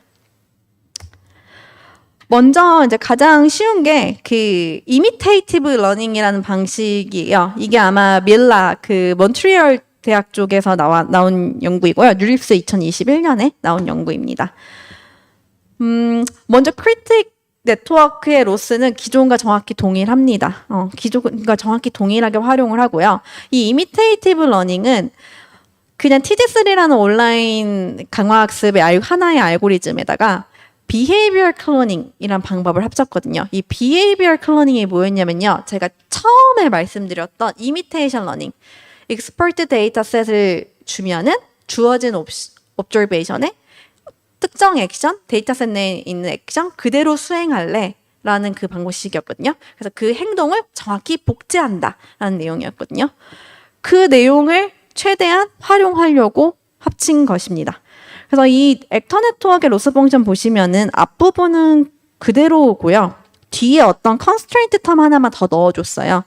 그러면은 지금 내가 런드 폴리시가 뽑은 그런 액션이 데이터셋 내에 존재하는 그 액션과 거리가 멀어지면 멀어질수록, 즉 민스큐리 에러가 커지면 커질수록 로스 값이 커진다. 우리는 로스 값을 줄이고 싶은 거니까요. 이 둘 사이의 차이를 줄이는 방향으로 학습을 시키겠다라고 하는 게 이미테이티브 러닝입니다. 그래서 이제 비헤이비얼 클로닝에 해당하는 그러한 텀을 넣었다라고 생각을 하시면 되고요. 비헤이비얼 클로닝이 사실 여기 뒷부분만 있다라고 생각하시면 되거든요. 그냥 데이터셋 내에 있는 액션을 그대로 따라하겠다라는 거니까. 근데요, 지금부터 말씀드릴 모든 알고리즘에서 다 나오는 얘기인데, behavioral cloning은 expert dataset을 전제 조건으로 해야 되잖아요. 그러니까 그 액션 그대로 따라해도 되잖아요. 근데 그거 싫다고, 그래서 expert dataset 아니어도 된다고, 그래서 오프라인과 강화학습이 차이점이라고 얘기를 했는데, 근데 다시 기존의 액션을, 데이터셋 내에 있는 액션을 따라가는 방향으로 이제 문제들이 현재로서는 방법이 그렇게 가고 있습니다. 이게 어쩔 수가 없는 게, 그게 데이터셋 내에 아닌 액션을 수행하게 되면은 또 이제 아까 말씀드렸던 그런 연쇄 반응으로 인해 문제가 커지니까, 그 문제를 해결하기 위해서 데이터셋 내에 있는 액션을 활용을 해야 하고, 그러다 보니 익스퍼트 데이터셋 아닌 액션을 그대로 따라하게 되는 그러한 방향으로 지금 현재의 알고리즘 설계가 되고 있는 게 어떻게 보면 가장 큰 한계점이고, 또 많은 연구진들이 현재 사실을 이제 인지하고 있고요. 그리고 많이 노력을 하고 있는데 다른 적절한 방법이 브레이크트루가 아직까지는 없습니다. 그래서 앞으로 말씀드릴 내용들이 다 이런 식으로 현재 데이터셋 내에 있는 액션을 최대한 수행하자라는 게 근본적인 그런 철학이에요. 그렇게 하는 이유는 그 아닌 액션을 수행하면 또 아까 말씀드린 OOD 문제가 나오니까. 그래서 그 부분이 사실 많은 연구자들이 지금 연구를 진행을 하고 있고, 저희 학계에서 풀어야 될 큰 문제점입니다. 자, 시큐엘이라는 그러한 알고리즘도 존재를 하고요. 뉴립스 2020년에 나왔고, 그 다음에 이건 버클리 팀에서 세르게이 리빈 교수님 연구실에서 나왔습니다. 다 엄청 좋은, 이제 꿈과 같은 그런 학회에서 나온 논문들이고요. 액터 네트워크를 보면은 그냥 SAC라는 그 온라인 알고리즘 중에 하나의 유명한 알고리즘이 있어요. 그냥 거기 알고리즘이랑 동일하다라고 생각하시면 될 것 같아요. 뒤에 텀이 제가 앞에 말씀드린 것보다는 이렇게 하나 더 붙긴 했지만은 SAC 원래 그 온라인 알고리즘에 사용하던 텀인 거고, 얘는 이제 deterministic policy가 아닌 stochastic policy의 특징을 좀 더 가지고 있는 그런 텀이다. 그래서 실질적으로 바뀐 건 없다, 오프라인에서라고 생각하시면 되고요. 크리틱 네트워크에서 이 노란색 박스로 되어 있는 이 부분이 바뀌었습니다. 이 부분이 추가되었는데 이게 무엇이냐? 먼저 뒤에 있는 거는 데이터셋 내에 있는 그 액션에 대한 Q 값이고요. 앞에 있는 게 현재 지금 학습된 그 폴리시로 뽑은 액션에 대한 Q 값입니다. 그래서 이 현재 학습되고 있는 Q 값이 데이터셋 내에 있는 액션 그때의 Q값보다 커지면, 그러면 로스가 커져서 이 둘 사이의 차이를 줄이는 방향으로 학습을 시키겠다라는 것입니다. 이렇게 한 이유가 Q값의 가장 큰 고질병이 오버에스티메이트 문제예요. 그래서 얘가 오버에스티메이트 됐다라는 건 지금 현재 데이터셋 내 액션 그 액션에 대한 Q값보다 크다는 거는 오버에스티메이트 됐을 거니까 그때는 최대한 얘랑 비슷하도록 좀 줄이도록 얘를 학습을 시키자라는 거고요. 앞에 알고리즘에서는 그냥 1차원적으로 액션 사이에 똑같이 만들자라는 텀을 준 거고요. 지금은 그래도 한 단계 좀 더 나아가서 그 observation과 액션의 Q 값을 좀 간격을 줄여보자라는 것 플러스 overestimate 됐을 때 좀 이렇게 단점을 주도록 로스 값을 커져서 overestimate 문제를 좀 낮추도록 해보자라는 그러한 특징이 있습니다. 그래서 conservative하게 Q 값을 학습한다라고 해서 CQL이라고 이름이 지어졌고요. BCQ라는 또 알고리즘도 있어요. 이것도 ICML 2019년에 나왔던 논문인데 여기서는 이제 크리틱 네트워크를 2개를 활용을 합니다. 앞서서 제가 잠깐 살짝 얘기해 드렸는데 크리틱, 액터 2개만 뉴럴넷이 있긴 하지만 알고리즘에 따라서 뭐 크리틱도 여러 개 만들고 액터도 여러 개 만들어요 그런 말씀을 드렸잖아요. 그래서 크리틱을 여러 개 만드는 거는 굉장히 많이들 활용이 됐던 거예요. 앞에 온라인 강화학습에서 이 Q 값이 오버에스티메이트 되니까 크리틱을 여러 개 만들어서 그 중에 미니멈 값을 항상 사용을 했거든요. 그 부분을 그대로 가져온 것이긴 해요. 사실 뭐 엄청 대단한 건 아니고. 그래서 여기서 한 건 뭐냐? Q 값을 2개를 만들었어요. 이 뉴럴 네트워크를 2개를 만들었고요. 그 2개 중에 미니멈 값에 좀 더 큰 웨이트를 줘서 2개의 리니어 컨비네이션 값으로 Q 값을 이제 평가하자라는 게 큰 역할이었습니다. 그래서 그냥 가장 미니멈 값만 활용을 하기에는 또 그 값이 특정 그 값이 문제가 있을 수도 있으니 둘 사이의 리니어 컨비네이션을 사용을 하고 이 람다를 좀 여기 미니멈 값에 좀 큰 웨이트를 주도록 설계를 하자라는 그런 방식이었고요. 그렇게 해서 Q over estimate 문제를 해결을 한 거고요. 이제 액터 네트워크는 조금 더 복잡해졌습니다. 조금 더 복잡해졌는데 먼저 Generative 모델 G라는 걸 만들어요. 이건 무엇이냐 하면은 Behavior Cloning 같이 그냥 Observation 주면 그 데이터셋 내에서 활용했던 액션 뽑아내는 그러한 네트워크입니다. 근데 이제 Behavior Cloning처럼 단순하게 그냥 Observation 주면 액션 나오도록 그런 슈퍼바이즈 러닝 방식을 사용하진 않았고요. Variational Autoencoder라는 좀 복잡한 뉴럴넷 모델을 사용을 해서 그 주어진 observation 내에 어떠한 데이터셋 내에서는 어떤 액션을 많이 활용을 했는지 그걸 잘 뱉어내도록 그렇게 이미테이트하는 모델을 만들었습니다. 그래서 그 지금 데이터셋 내에서 나오는 그 액션에다가 약간의 perturbation을 줘요. 약간의 perturbation이라 하면 약간 노이즈를 좀 주는 거고요. 사실 이 노이즈 주는 것 또한 어떤 뉴럴넷 모델을 만들었습니다. 그래서 이 액션에다가 노이즈를 더한 그러한 값을 이제 활용을 하겠다라고 하는 게 그런 게 지금 BCQ라는 알고리즘입니다. 그렇게 해서 이제 BCQ가 제안이 됐고요. 이렇게 하다가 지금 아이클리어 2022에 나온 QL이 현재까지로는 굉장히 좀 높은 알고리즘을 가지는 그러한 성능을 가지고 있습니다. 좋은 성능을 가지고 있는데요. 그 다음에 나왔던 게 이제 IQL이라는 건데, IQL은 크리틱 네트워크에서 원래 저희가 문제가 되던 게 뒤에 있던 텀이었거든요. 뒤에 있는 게 이제 OOD 액션을 뽑아내가지고 문제가 있었는데, 그거를 아예 없애버렸어요. 없애버리고, 그냥 V 밸류를 따로 학습을 했습니다. 얘를 따로 뉴럴넷을 따로 만들었어요.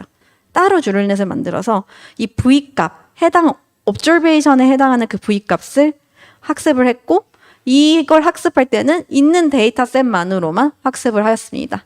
그러니 이제 뭐 특별하게 오버에스티메이트 되거나 하는 상황은 존재하지 않을 거예요. 왜냐하면 이 O 프라임 또한 데이터셋 내에 있는 거기 때문에 액션 선택 자체를 하지 않으니까. 그렇게 해서 크리틱 네트워크와 밸류 네트워크를 만들고요. 그리고 액터 네트워크는 어드밴티지 웨이티드 리그레이션이라는 방법을 사용해서 이것 또한 이제 어드밴티지 펑션이라는 것도 이제 강화학습, 온라인 강화학습에서 이제 많이 활용됐던 그런 방법인데 그 방법을 약간 좀 더 발전을 시켜서 그렇게 해서 연구를 진행을 하였고 그렇게 나온 게 아이클리어 2022의 버클리 팀에서 나왔던 논문입니다. 한번 쫙 정리를 해드리면은 이제 오프라인 강화 학습의 알고리즘들이 좀 발전해 나가는 방식이요. 다들 OOD 액션 혹은 뭐 디스트리뷰션 시프트 문제 혹은 아웃 오브 샘플 액션 이 문제를 해결하기 위해서 노력을 하고 있고요. 이 문제를 해결하기 위해서 할 수 있는 게 사실 크리틱 액터 로스 펑션 바꾸는 것밖에 할 수 있는 게 없어요. 인풋 아웃풋은 바뀌면은 그 뉴럴넷의 정체성이 바뀌잖아요. 그러니까 이제 할 수 있는 거는 로스 펑션밖에 없는 거고요. 그래서 이제 로스 펑션을 열심히 바꿔가면서 물론 약간 사이드로 조금 자잘하게 도와주는 뉴럴넷도 더 트레이닝 시켜가면서 그렇게 학습을 하고 있습니다. 근데 아직까지는 이 방식이 가장 좋아요. 무조건 이 방식, 이 알고리즘을 사용해야 해요라는 거는 존재하지 않아요. IQL이 지금 앞서 말씀드린 것들보다 조금 낫다라고 제가 말씀을 드렸긴 했지만은 그거는 타스크마다 다르고요. 또 문제 환경마다 다 달라서 IQL이 더 잘 되는 경우도 있고 그다음에 뭐 CQL이 더 잘 되는 경우도 있고 그렇습니다. 그래서 사실 어떤 알고리즘이 그래도 디폴트로 사용하는 약간 바이블 같은 경우야라고 하는 게 아직까지 오프라인 강화 학습에선 존재하지 않습니다. 반면에 온라인 강화 학습은 사실 그런 게 있거든요. 뭐 TD3 그냥 사용해봐, SAC 사용해봐, PPO 돌려봐라고 그렇게 정해져 있는 기본적으로 시작하는 알고리즘이 있거든요. 그리고 그 알고리즘별로 장단점이 분명히 존재를 하고요. 그래서 이렇게 사람들이 온라인 강화 학습은 이거부터 시작하지, 이 알고리즘이 그래도 웬만하는 건 다 돌아가지라고 하는 게 있는데 오프라인 강화 학습은 아직 활발하게 연구가 되고 있는 부분이라서 아직 그렇게 될 것은 없습니다. 네, 그래서 여기까지 제가 이제 오프라인 강화 학습에 대한 이제 간단한 리뷰까지 이제 말씀을 드렸고요. 여기가 지금 커뮤니케이션 네트워크에 해당하는 그러한 이제 자리니까 제 연구실에서 지금 이 오프라인 강화 학습을 커뮤니케이션 네트워크 환경에서 어떻게 활용을 하고 있는지 그 내용에 대해서 간단하게만 언급을 해드리고자 합니다. 저희 연구실에서 가장 관심이 있는 시나리오는요, 이제 뭐 전쟁이라던가 아니면 이제 군사 상황, 전쟁이 군사죠. 아니면 이제 뭐 자연재해 상황 같이 기존의 통신망이 완전히 다 무너지거나 아니면 통신망의 일부분이 무너져서 현재 지금 인프라스트럭처를 사용하지 못했을 때 그때 어떻게 지금 무인 이동체를 활용을 해서 그 네트워크 복구에 좀 도움을 줄 수 있진 않을까에 대한 연구를 열심히 진행을 하고 있습니다. 근데 전쟁이나 아니면 재난 상황의 가장 큰 특징이 뭐냐면요. 사람이 가서 거기 문제를 확인하고 해결하지 못한다는 게 가장 특징이 있어요. 사람이 가지 못하기 때문에 저희는 2D에서 이동하는 로봇을 보내거나 아니면 3D에서 이동하는 그 드론 같은 걸 보내서 그 문제를 해결을 하고자 합니다. 그리고 굉장히 극단적인 상황을 지금 가정을 하고 있기 때문에 뭐 어떤 특정 노드가 문제가 됐는지 명확하게 알 수는 없는 상황을 가정을 하고 있고요. 대신에 이제 엔드 투 엔드 커넥션이 끊어졌다. 이 상황은 잘 알고 있는 상황이나 구체적으로 세 번째 그 노드가 고장났기 때문에 세 번째 그 노드를 가서 고쳐. 이렇게까지는 알지 못한다라는 상황을 전제를 하고 있습니다. 그런 상황에서 저희가 모바일 로봇이나 아니면 드론을 띄워가지고요. 얘가 스스로 어떤 부분에서 문제가 있는지를 찾아가서 그 부분을 메꿔주는 역할을 하는 것을 이제 궁극적인 목표를 하고 있고요. 방금 말씀드린 그 내용을 좀 더 자세하게 말씀을 드리면은 이제 문제 설정이 원래는 지금 여기 소스에서부터 데스티네이션까지 커넥션이 굉장히 잘 이루어져 있는 이런 애동 네트워크 상황이라고 멀티합 네트워크 상황이라고 얘기를 하면은 지금 여기 중간에 있는 노드가 무너져 버린 거예요. 그래서 이 부분을 대체를 할 무언가를 띄워야 하는 거고요. 여기 그림에서는 다 지금 드론으로 넣었긴 했지만 사실 나머지 노드들은 드론이 아니어도 전혀 상관이 없습니다. 그냥 커넥션만 이루어지면 되는 거고 이 중간에 이 무너진 부분을 이 드론이 잘 찾아가서 그 중간에 커넥션을 연결해준 역할을 해주면 좋겠다라고 하는 게 저희 문제 시나리오의 설정입니다. 사실 뭐 통신 네트워크 상황을 가정하고 있긴 하지만은 이게 활용 가능성이 굉장히 커요. 그냥 군사적인 상황에서도 어떠한 지금 협업을 이루어지는 상황에서 그 특정 자리를 잘 찾아갈 수 있어야 하는 그런 상황을 모두 다 커버할 수 있는 그런 알고리즘을 개발을 하고 있습니다. 근데 이러한 시나리오가요, 강화학습 내에서는 굉장히 어려운 시나리오에 이제 속합니다. Sparsely Rewarded Environment라는 표현을 쓰는데요. 앞서 강화학습의 기본은 매 타임스텝마다 내 행동에 대한 리워드를 세상으로부터 받아야 돼요. 그래야지 내가 어떤 행동을 할지 알 수 있는 상황이에요. 근데 이러한 상황에서는 내가 지금 이 커넥션을 만드는 그 자리로 가지 않는 이상 어떠한 상황에 리워드도 받지 못해요. 정말 그 커넥션에 가야지만 리워드를 받을 수 있습니다. 그 말은 정말 대부분의 상황에서는 리워드를 받지 못하고요. 그럼 리워드가 없으니까 폴리시 업데이트를 어떻게 할 방법이 없죠. 네. 그렇기 때문에 실제로 강화학습 문제에서는 이 부분이 굉장히 어려운 문제로 속하고 있고요. 그다음에 온라인 강화학습에서도 스parse 리워드 환경에서의 학습은 굉장히 어려운 걸로 간주되고 있습니다.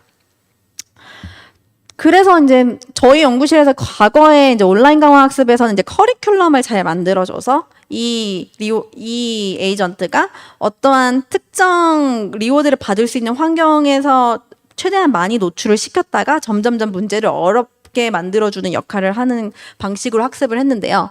오프라인 강화 학습에서 이 문제에서 정말 좋은 점은 데이터셋을 이미 쌓아놓고 있기 때문에 리워드 받는 케이스를 우리는 데이터셋 내에서 볼 수가 있어요. 그렇기 때문에 좀 좋다라는 이제 장점이 있고요.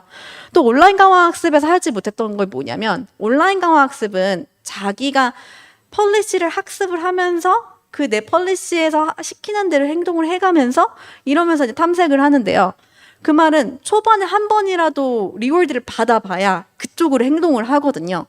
근데 그 리워드를 받기 힘든 환경에서는 얘는 절대 초반에 그 리워드를 받는 행동이 되도록 폴리시가 학습 자체가 불가능합니다.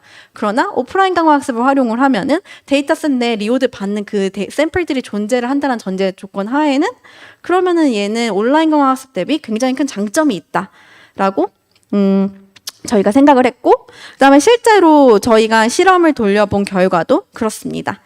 그래서 보면은 지금 검정색으로 되어 있는 이게 이제 오프라인 강화 학습 방식이고요. 이제 이 빨간색은 Behavior Cloning이라서 이게 Expert Dataset이라는 전제 조건 하에 그냥 단순하게 Supervised Learning 방식으로 따라하는 거. 근데 지금 데이터셋이 Expert Dataset이 아니기 때문에요. 이게 성능이 좋지 않은 걸 알 수 있고, 그 이미테이티브 러닝은 앞서 말씀드린 알고리즘 중에 하나입니다. 여기 첫 번째 말씀드렸던 그 알고리즘 중에 하나입니다. 이게 보시면은 지금 흰 레이시오는 얘가 성공적으로 그 자기 자리에 가서 네트워크 통신망을 잘 연결시키는 그런 비율인데요. 오프라인 강화학습이 가장 높은 성능을 가지고 있다라는 것을 확인하실 수 있습니다. 이때 이제 데이터셋은 완전 익스퍼트 데이터셋을 사용하진 않았고요. 익스퍼트 데이터셋 50%, 랜덤하게 그냥 돌아다니는 데이터셋 50% 이렇게 활용을 했습니다. 왜냐하면 오프라인 강화학습 자체가 익스퍼트 데이터셋이 존재하지 않는다라는 전제 조건 하이기 때문에 리워드도 받는 경험 플러스 좀 이렇게 막 돌아다니는 경험도 모두 가지고 있는 이 상황을 전제 조건으로 그렇게 실험을 진행을 하였습니다. 근데 여기서 또 저희 연구실에서 하다가 재미있는 점을 발견을 했어요. 일반적으로 앞서 말씀드렸던 이제 많은 알고리즘들을 활용을 하거나 아니면 스parse 리워드 환경 말고도 데이터셋이 익스퍼트 데이터셋일수록 더 양질의 데이터셋이라고 표현을 하죠. 일수록 원래는 성능이 더 좋거든요. 그래서 이제 좋은 데이터셋을 모으려고 많은 이들 노력을 해요. 근데 저희의 케이스는 이 스parse 리워드 환경에서 케이스는 그렇지 않았습니다. 단순 익스퍼트 데이터셋만을 활용하는 것보다 랜덤 데이터셋, 그냥 드론이 막 돌아다니는 거예요. 그 정해져 있는 공간을. 그러한 데이터셋이 성능이 더 좋거나 비슷한 상황이 있음을 확인을 했습니다. 그래서 그 말은 기존 스parse 리워드 환경은 기존에 있는 많은 다른 강화학습 환경의 다른 방식으로 데이터셋을 조합을 해야 되지 않을까라는 생각을 하게 됐고요. 데이터셋 쌓아놓고 하는 연구를 하고자 하면 그 데이터셋을 어떻게 구성을 할지는 가장 사전에 연구되어야 될 포인트이기 때문에 그 부분에 대해서도 좀 더 집중을 하였습니다. 그래서 저희가 이제 확인을 해본 결과 이 스parse 리워드 환경은 데이터셋의 비율이 결론만 말씀을 드리면은 너무 익스퍼트 데이터셋도 아니고 그렇다고 너무 랜덤 데이터셋도 아니고 어느 정도의 그 중간 값을 다 가지는 그러한 비율로 데이터셋이 조합이 되어 있어야 한다라는 특징을 가지게 된다는 걸 확인을 하였고 이러한 데이터셋 내 조합과 그 다음에 퍼포먼스 사이에 그 모델링을 진행을 하였습니다. 근데 여기에 이 상황에 대해서 좀 인투이티브하게 좀 말씀을 드리고자 하면은 익스퍼트 데이터셋이라 함은 이런 이제 드론이 밖에서 어디선가 시작을 하면은 바로 그 자리로 바로 잘 찾아가는 거거든요. 그러면은 저희가 배워야 될 게 어느 자리에서 리워드를 받는지도 배워야 되지만 그 전에 어느 자리에 가면 리워드를 받지 않는지도 배워야 돼. 사실 두 가지를 같이 배워야 되거든요.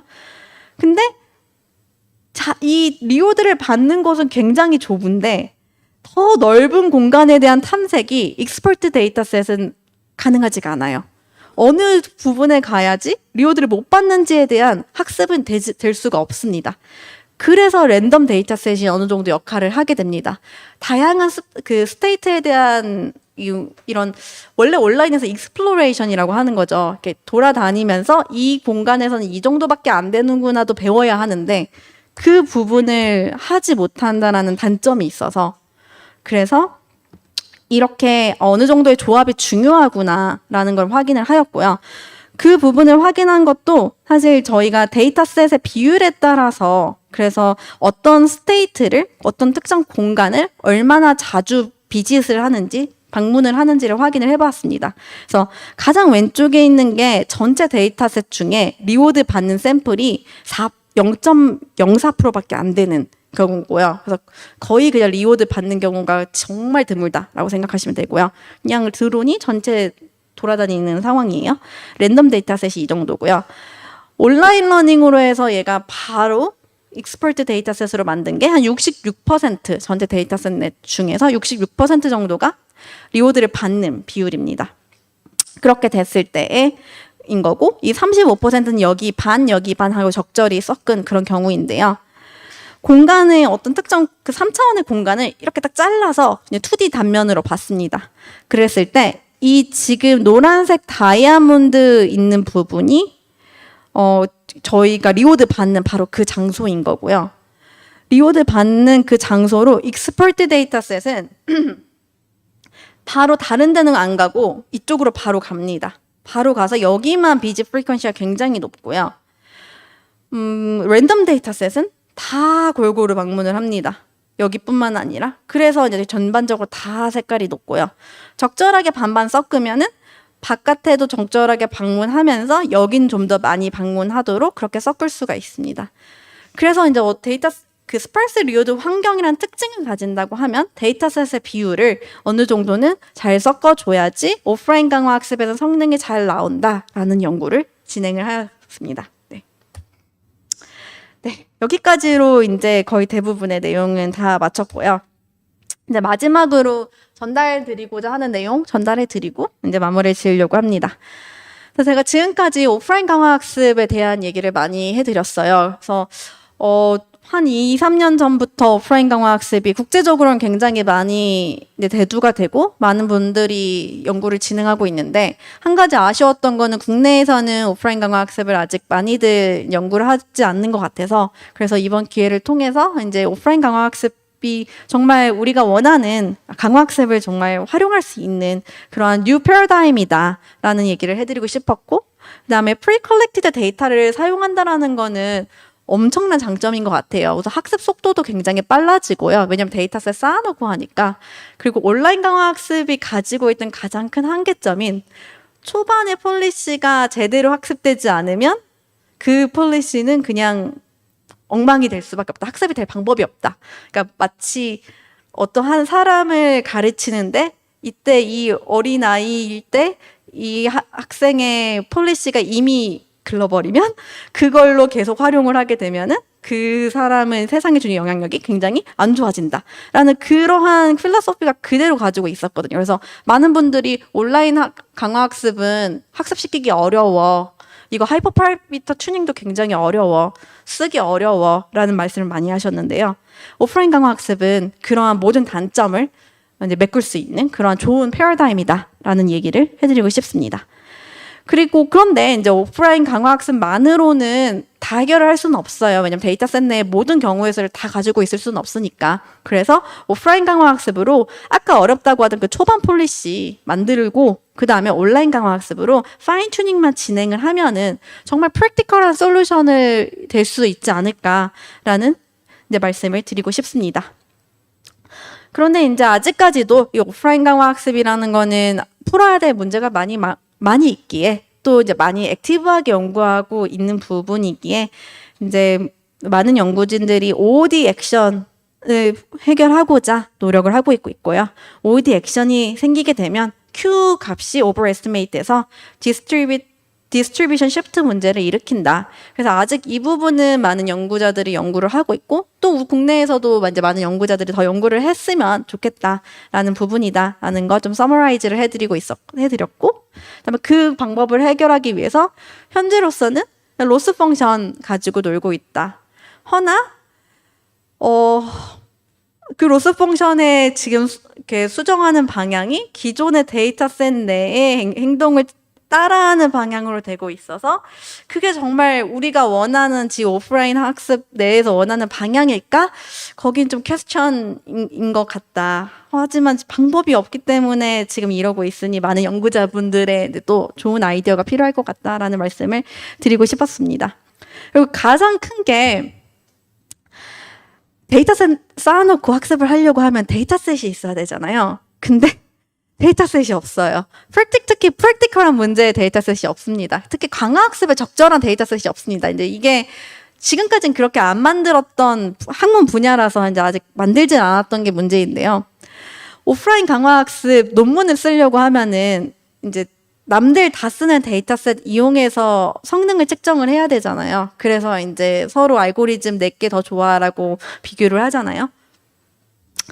실용적인 문제 풀겠다라고 해서 진행을 해놓고 다 게임하고 있습니다. 네, 이 오프라인 강화학습 알고리즘을 만들기 위해서 사용하는 성능 측정 데이터셋은 또 다시 게임 데이터셋으로 진행을 하고 있고 이게 이렇게 될 수밖에 없는 게 또 이제 그 데이터셋이 아직 없으니까 온라인 강화학습으로 학습시켜서 이제 게임 원래 하던 사람들이니까 그 게임 했던 그 데이터셋 쌓아놓고 릴리즈 해가지고 그래서 그걸 사용을 하고 있거든요. 지금 오른쪽에 이제 보여드리는 이 D4RL 같은 경우는 모든 오프라인 강화학습 논문을 쓰려고 하면은 무조건 사용을 하지 않으면 리뷰어들이 쳐다도 안 보는 그러한 이제 데이터셋인데요. 모든 경우가 다 네, 그냥 게임 데이터입니다.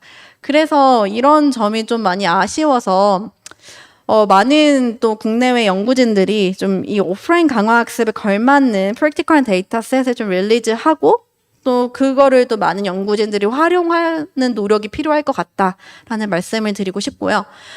실제로 이번에 그 유립스 데이터셋 앤 벤치마크 쪽에 제가 지금 리뷰어로 활동을 하고 있는데 그때 이제 유립스 보면은 자기가 그 리뷰하고 싶은 논문을 보팅을 하거든요. 그러니까 나 여기 이거는 5점으로 가장 많이 리뷰하고 싶어. 이거는 절대 안 하고 싶어. 0점이야. 이렇게 보팅을 하는데 근데 저는 열심히 이제 오프라인 강화학습 쪽으로 검색을 해봤고 또 커뮤니케이션 시스템 쪽으로도 검색을 해봤는데 커뮤니케이션 시스템에 오프라인 강화학습에 해당하는 게 딱 하나 있었어요. 통신사 데이터. 저 유럽의 어느 데이터였는데 근데 그게 논문이 통과가 돼서 릴리즈까지 될지는 잘 모르겠고요. 제가 리뷰에 참여하진 않아서 그쪽은 안 됐거든요. 제가 그 참여한 리뷰는. 근데 어쨌든 많은 프랙티컬한 데이터들이 유립스 데이터셋 벤치마크에 오래 올라온 거 보니까 그래도 좀 많은 연구자들이 저와 같은 생각을 가지고 노력을 하고 있나 보다라고 생각을 할 수 있었습니다. 네, 제가 오늘 말씀드린 부분은 여기까지고요. 혹시 질문 있으시면은 간단하게 질의응답 진행하도록 하겠습니다.